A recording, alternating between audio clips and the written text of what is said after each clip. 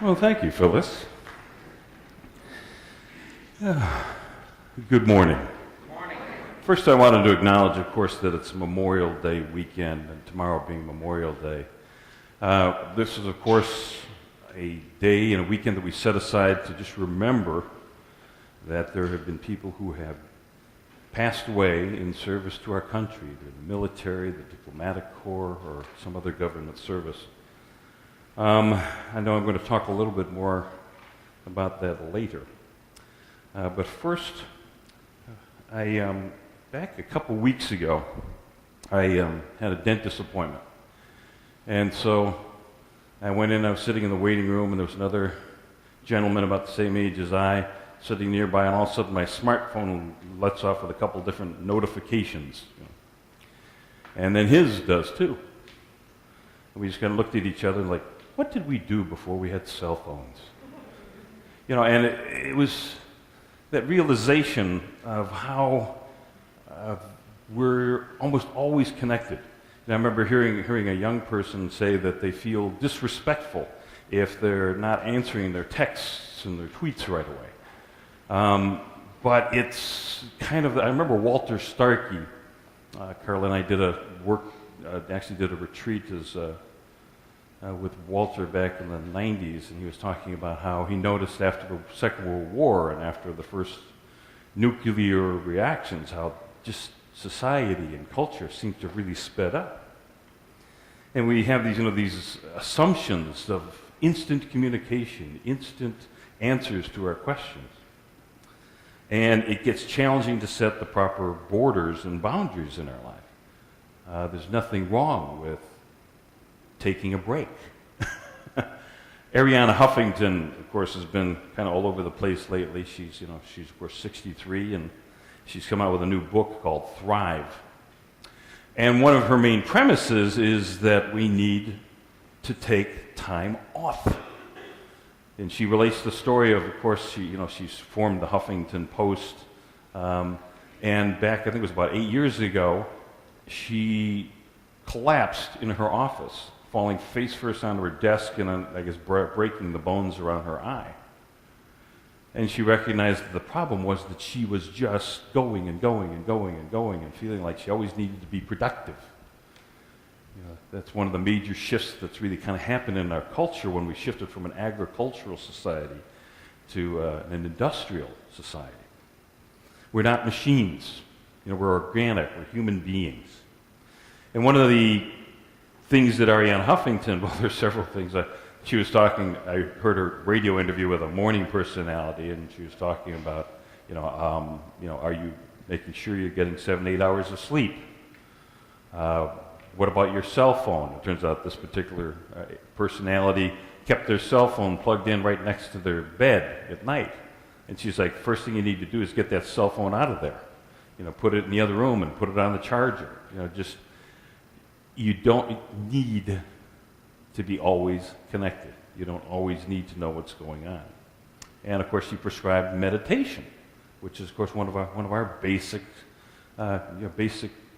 teachings here in Unity. The time to just take some time out and just reconnect once again, retune the radio to that divine presence that's in and around us. And of course, this is counter to everything that society teaches us. Slow down? You got to be kidding me. Have you looked at my calendar lately? Look at the things I have to do. And I know especially in recent months, I've been caught up in it. We've of course had several projects going on, the heating, air conditioning, the roofing. Then Jerry suddenly retires, our office manager. So suddenly there are all of these other things that need to be taken care of. And I found myself at times recognizing I need to delegate this. I need to ask for help. I need to be willing to let go of certain things, or at least delay them. But we get caught up in a particular way of doing things.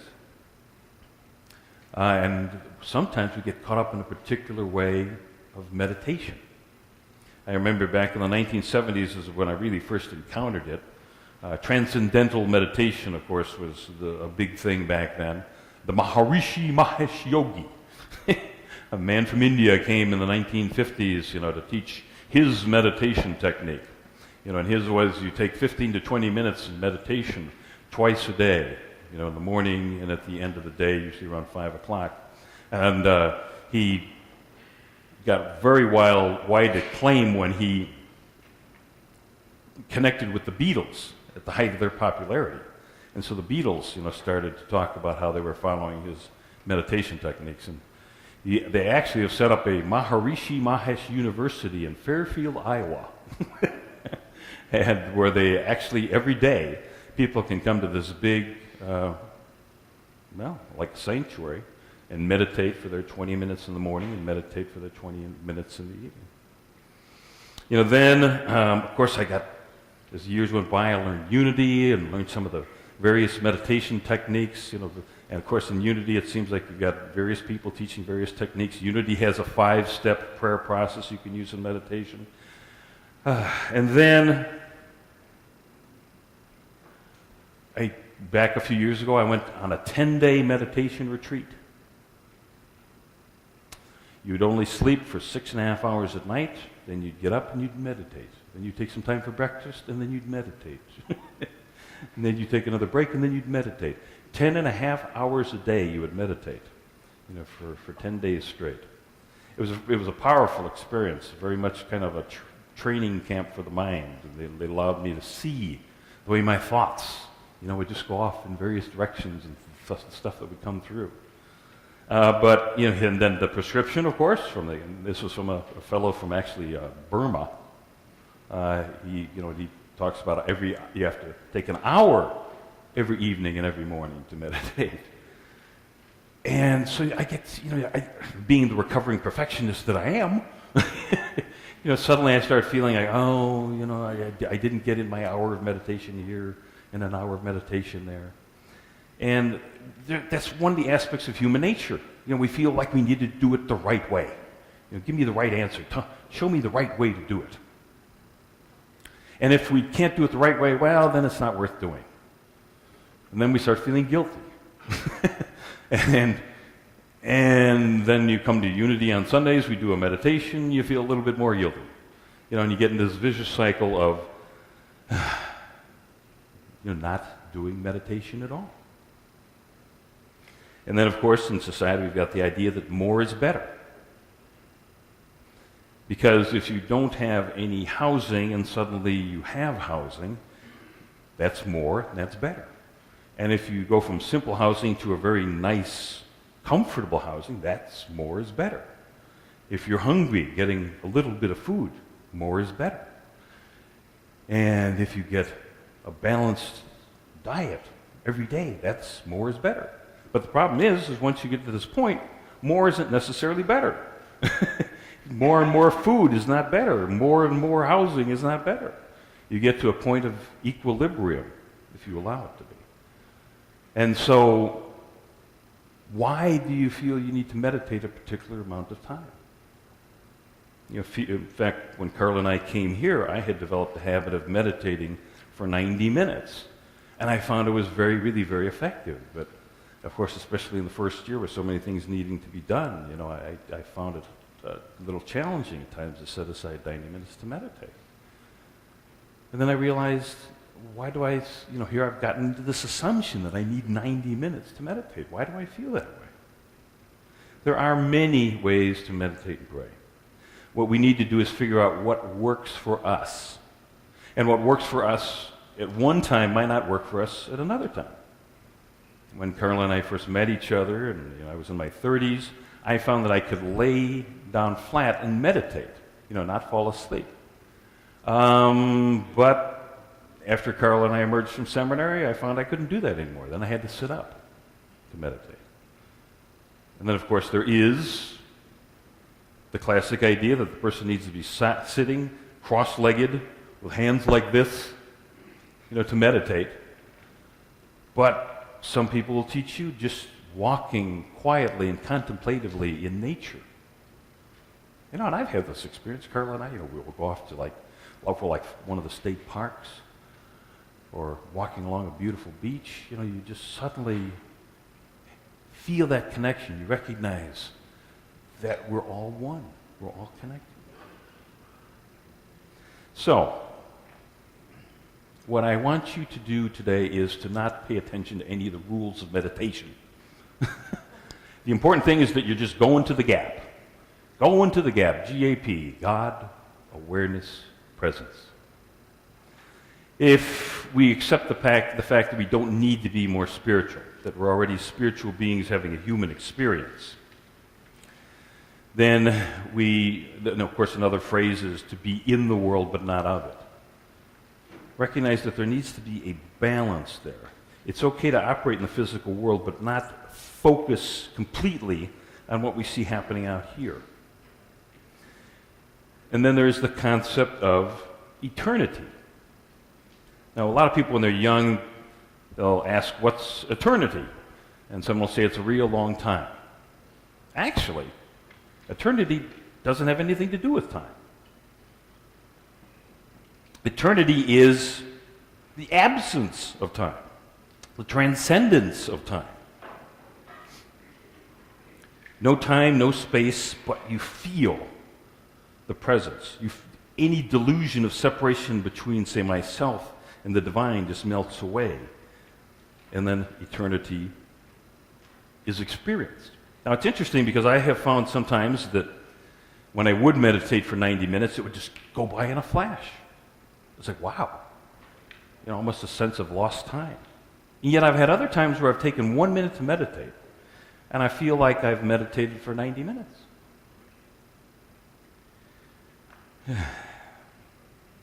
The important thing is that time is relative. Maybe you've heard the story of the snail that had a collision with a caterpillar.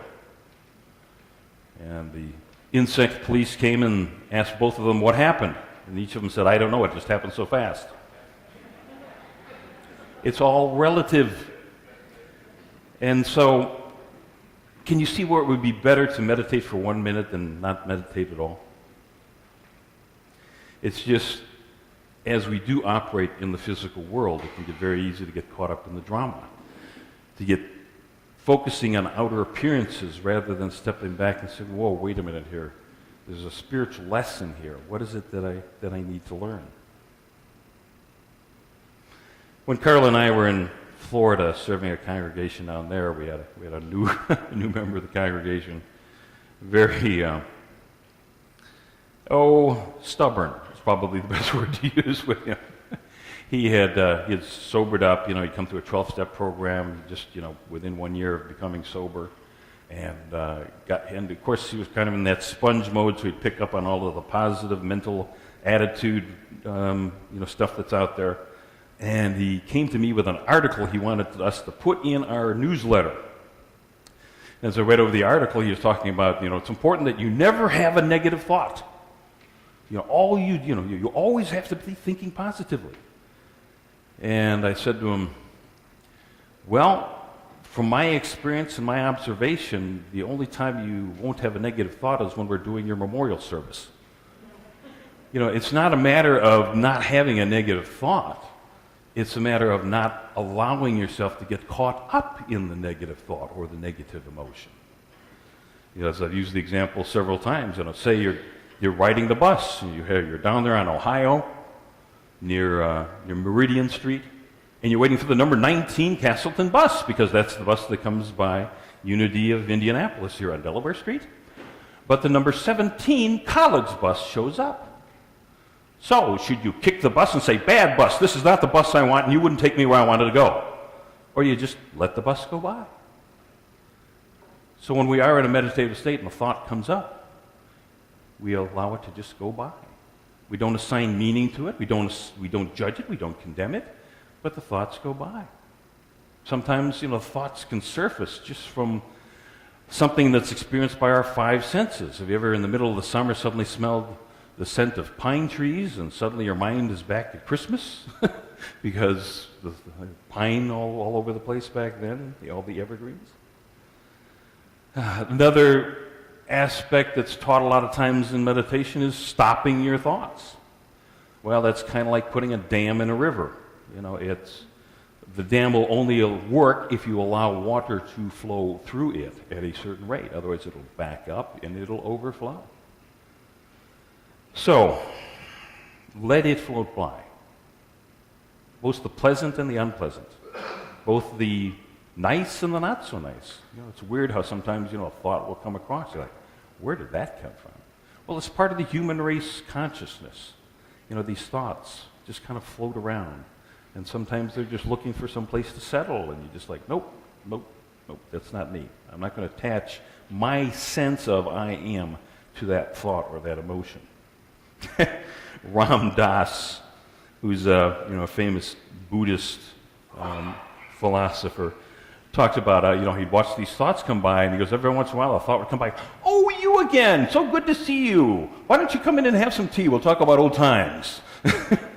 And how I'm not attached to you anymore. It's just a flow that happens, stepping into the flow. So instead of feeling like you need to stop your mind or you need to never think a negative thought, just open your mind and connect it to the divine mind so that you can get the divine download. Allow the divine ideas that are right and perfect for each one of us to be expressed. And what are the benefits of meditation? I mean, they now have medical studies showing how meditation brings down your blood pressure, resets the mind, recharges the batteries, how refreshed you can feel just by taking that moment to just kind of get quiet, not think about the past, don't be concerned about the future, just be in the moment, feel that amazing presence of God, that amazing power, and just take a nice deep breath and relax. So understand also why you want to go to the gap regularly. And that is that whatever we focus on expands. So if you have something scary or you have something crisis come up in your life or a lack, if you're always focusing on that, that's what's going to grow. But if you can take a moment to pause, step back, and even just take a moment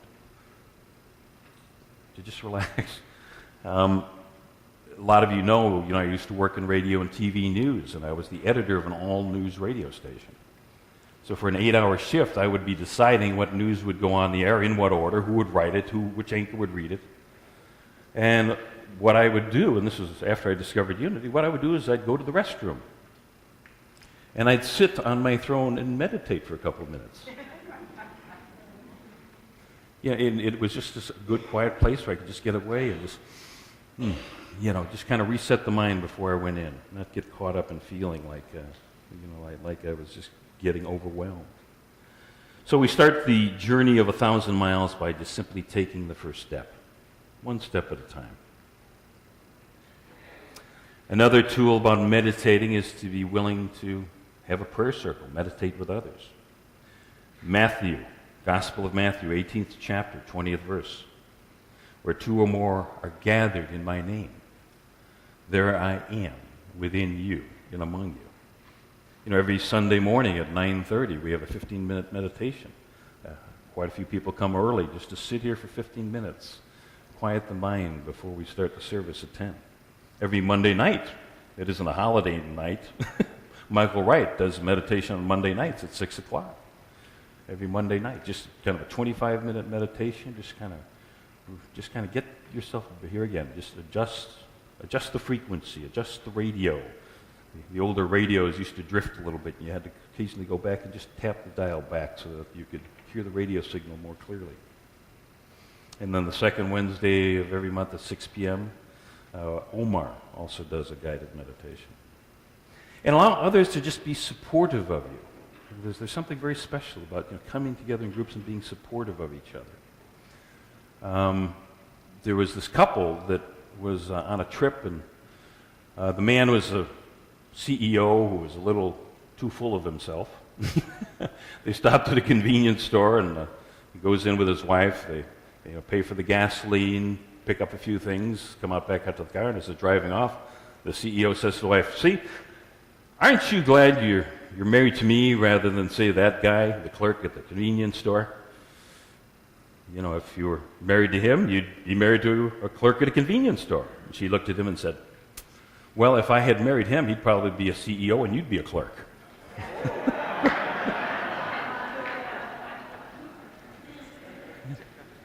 Don't underestimate having just one other person be supportive of you, believing, that you can do what you can do. And celebrate your progress. Positive reinforcement.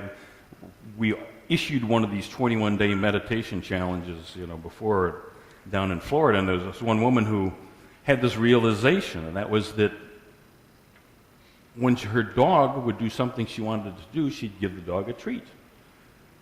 And so she took on the meditation challenge, was willing to take, time each day to meditate, and afterwards she would give herself a chocolate. That was her reward. Whatever works for you. As Carla said earlier, the daily word for today, was inner peace. And that's what it's all about. Just being willing to recognize, I'm in this world, but I'm not of it. I'm a spiritual being having a human experience. If a thought surfaces, I can just let it go. If it tries to really command my attention, maybe I just need to recognize, especially if it's a memory. If it's a memory, it's your opportunity to say, that happened to me, but I now see the blessing in it, and I'm going to attach a different meaning, a different label to it. I'm willing to untie my emotional attachment to it. And that's really what it's all about, is we don't have to emotionally attach or put our sense of I am into these thoughts and feelings that come up. So what I'm going to do is give you a 21-day challenge. The more you go to the gap, the more you are in the gap, the God awareness presence. And I found that just by starting with 1 minute, what you'll find is you have more time in the day to meditate. And you have more time of the day that you're feeling more centered, that you're feeling tuned in to that amazing presence that is above and beyond and within and without and encompasses the universe and beyond.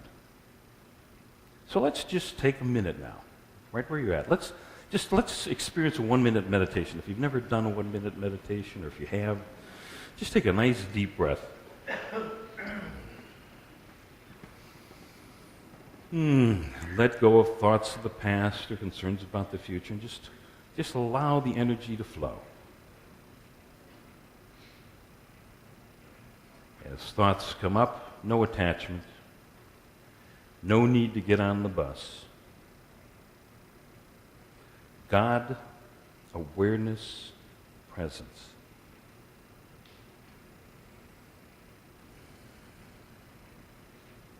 Just allow any restrictions within you to just melt away and just feel that amazing flow of universal energy that's always there.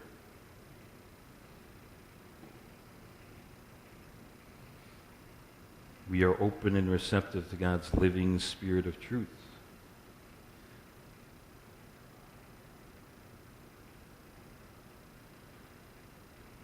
We believe that divine ideas exist, and we are willing to express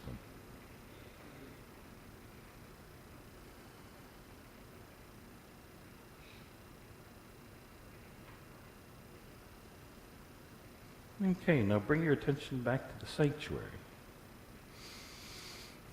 So do you feel the difference? I mean, just a minute can make such a difference. So for the next 21 days, I'm going to ask you to just take on that challenge. Just be willing to take that moment. Whenever, especially when you start feeling scattered or feeling overwhelmed, just take that moment. Take a minute to go to the gap. We're going to close with a 3-minute video from Steve Hartman of the CBS Evening News.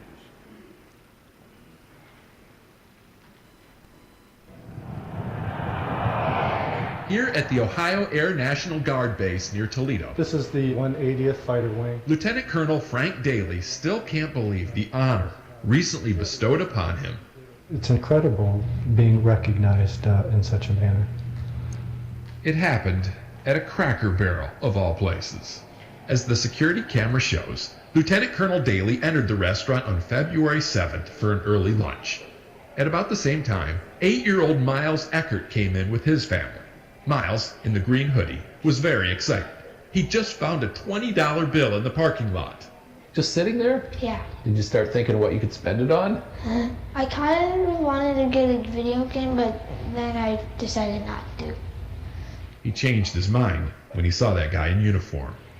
Because he was a soldier, and soldiers remind me of my dad. And so, with his dad in mind, Miles wrapped the 20 in a note that read, "Dear soldier, my dad was a soldier. He's in heaven now. I found this $20 in the parking lot when we got here. We like to pay it forward in my family. It's your lucky day. Thank you for your service. Signed, Miles Eckert, a Gold Star Kid." Army Sergeant Andy Eckert was killed in Iraq just 5 weeks after Miles was born. All the kid has ever had are pictures and dog tags, This is his wedding ring. other people's memories, and his own imagination. I imagine him as a really nice person and somebody that would be really fun. The dad he imagines must also love a good story. Because after lunch that day, Miles asked his mom Tiffany to make one more stop. Excellent. He wanted to go see his dad. And he wanted to go by himself that day. She took this picture from the car. Follow the footsteps and you'll see Miles standing there behind the flag, presumably telling his dad all about it. And whether heaven heard him or not, his good deed continues to impress here on earth. You've read it more than once? I look at it every day. Kid gave you a bigger gift than $20. A lifetime direction, for sure. Lieutenant Colonel Daly says he's already given away the 20 and plans to do much more.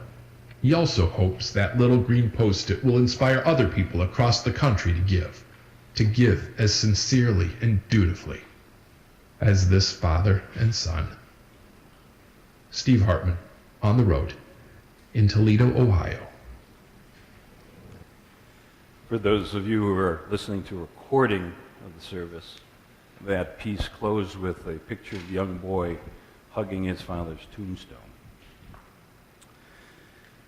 In the book of Ecclesiastes, 3rd chapter, 1st verse, "For everything there is a season, and a time for every matter under heaven, a time to be born and a time to die, a time to plant and a time to pluck up what is planted, a time to kill and a time to heal, a time to break down and a time to build up, a time to weep and a time to laugh, a time to mourn and a time to dance, a time to cast away stones, a time to gather stones together, a time to embrace and a time to refrain from embracing, a time to seek and a time to lose, a time to keep and a time to cast away, a time to rend and a time to sow, a time to keep silence and a time to speak, a time to love,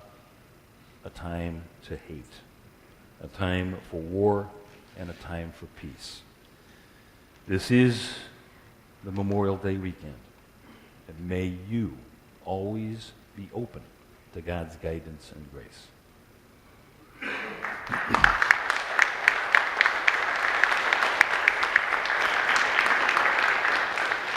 I'm going to invite the